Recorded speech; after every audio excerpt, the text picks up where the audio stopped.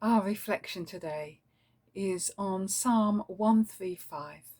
Give thanks to the Lord our God. I love reading this psalm out loud, repeating over and over again. For his steadfast love endures forever. For his steadfast love endures forever. For his steadfast love endures forever.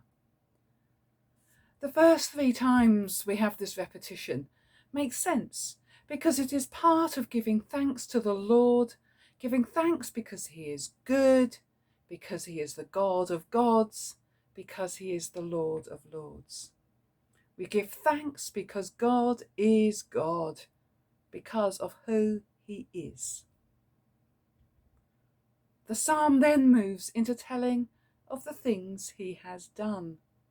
Creation, works of great wonder, the heavens, the earth and its waters, the great lights, the sun to rule over the day, and the moon and stars to rule over the night.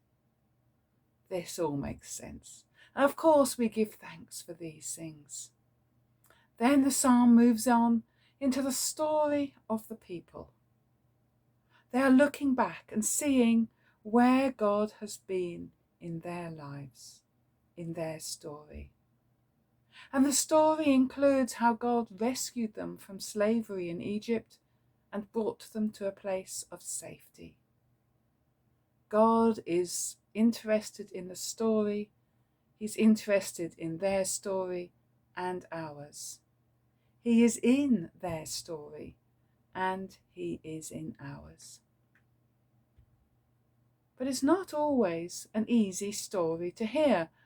God used even awful tragedies like the killing of the firstborn of Egypt and the striking down of famous kings.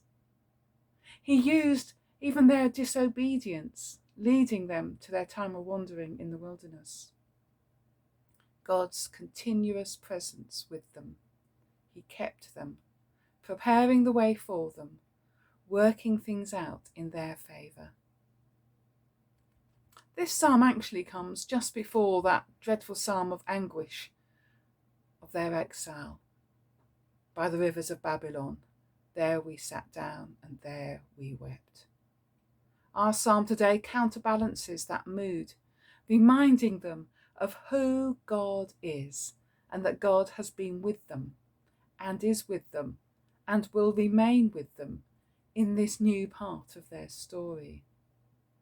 As the story is retold, it is interspersed with, for his steadfast love endures forever.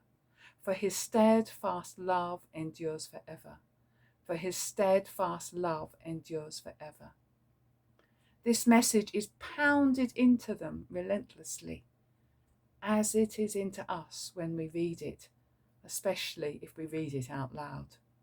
For his steadfast love endures forever.